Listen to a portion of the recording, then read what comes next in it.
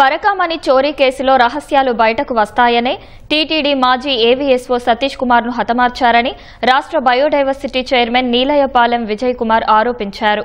శవ పంచనామా నివేదికలో సతీష్ కుమార్ది హత్య అని వైద్యులు నిర్ధారించినా వైసీపీ నేతలు బలవన్మరణానికి పాల్పడినట్లు ఎలా చెబుతున్నారని ప్రశ్నించారు. సతీష్ కుమార్ మృతి వెనుక పరకామణి కేసుతో సంబంధమున్న వ్యక్తుల ప్రమేయం ఉన్నట్లు భావిస్తున్నామని వివరించారు. పరకామణి కేసులో తెలుగుదేశం పార్టీ 2 రోజుల క్రితమే అడిషనల్ డీజీపీ సిట్టు అధిపతి అయిన రవిశంకర్ అయ్యన్నాన్ని కలిసిన 2 రోజులకే కంప్లైనెంట్ సతీష్ కుమార్ హత్యకు గురికావడం అనేది చాలా దారుణం. ఎందుకంటే తెలుగుదేశం పార్టీ ఫస్ట్ నుంచి చెప్తోంది ఇది పాత్రదారులకు సంబంధించింది కాదు, దీంట్లో సూత్రధారులు వేరే ఉన్నారు. ఇక్కడ 2 పాయింట్లు బయటకు వస్తున్నాయి.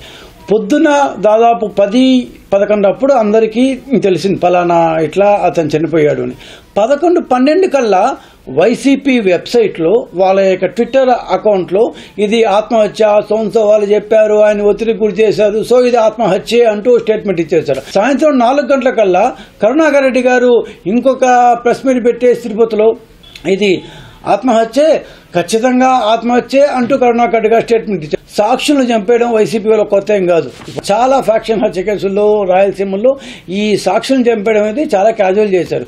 ఈరోజు ఇతను కనుక బతికి ఉంటే, ఇతన్ని హత్య చేయకపోతే, ఇతన్ని తొలగించుకోకపోతే మన గుట్టంతా మొత్తం బయటకు వచ్చేస్తుంది. భయము ఉన్న వ్యక్తులే చేయిస్తారు. మామూలుగా మీరు నేను హత్యలు చేస్తాం. సో ఖచ్చితంగా దీని వెనకాల పెద్ద తలకాయల్ని విచారణకి పిలవాలి. ఈ సంఘటన జరిగిన తర్వాత ఇంకా ఎక్కువ శ్రద్ధ తీసుకొని ఈ వెనకాల ఉన్న ఇద్దరు చైర్మన్లని, అప్పటి ఈవోని ఈ ఇష్యూలో పిలిచి విచారణ చేసి తమ యొక్క పరిశోధన సాగించాలని టీడీపీ పార్టీ ఖచ్చితంగా ఈ విషయంలో డిమాండ్ చేస్తుంది.